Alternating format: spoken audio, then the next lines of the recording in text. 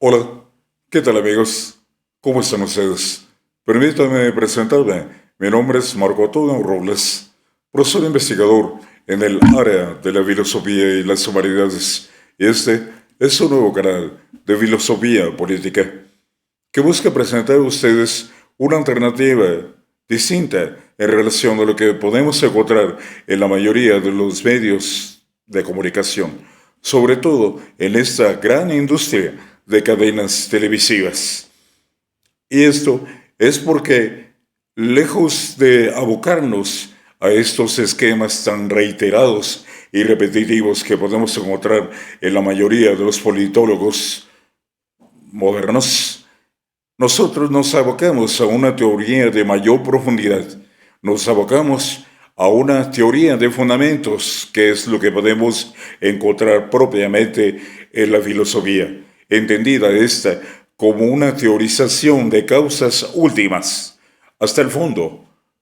pero enfocando sobre todo las cuestiones sociales y políticas de nuestra realidad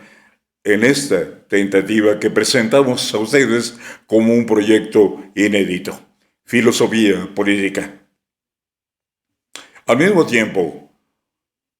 damos una aportación teórica y académica apelando a la experiencia de un servidor como profesor investigador a lo largo de un par de décadas y algo más en distintas universidades del país,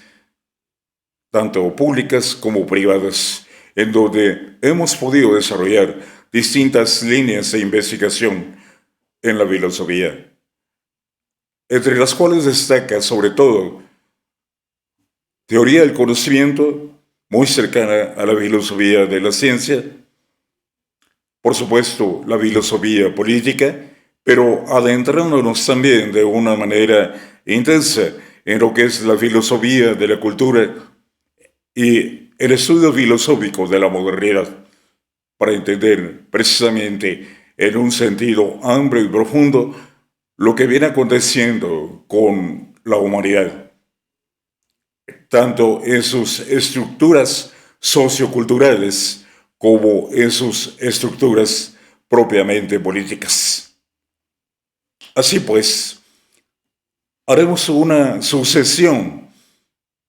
de alguna manera capitulada para trastocar, por supuesto, la realidad concreta que viene aconteciendo en México y el mundo, pero al mismo tiempo haciendo una vinculación